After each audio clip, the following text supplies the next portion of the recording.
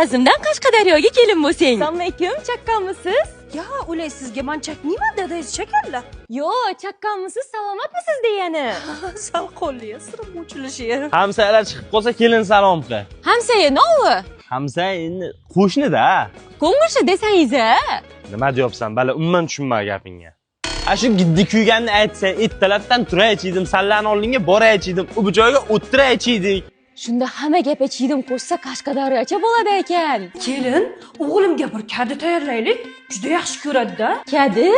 Menga ko'rsataman Azamat kadini. Balaysizmi Azamat sansiraysiz? Aytgancha nima dadangiz gapirmayapsiz? Bizda 2 yilcha atama gaplash mumkin emas.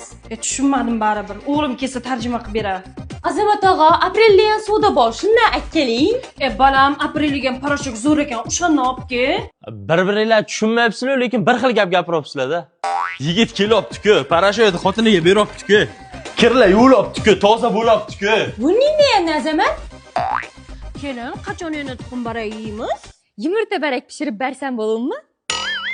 Xorazmdan kelol zo'r ekanda, tilishidan o'tgan kun tez gapirsa, qo'shiq aytibdi deb o'ylab ketdim.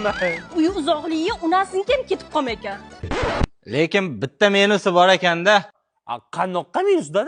O qalin puliga bitta pochkam sotuvdik-ku, o'sha og'riyapti-da.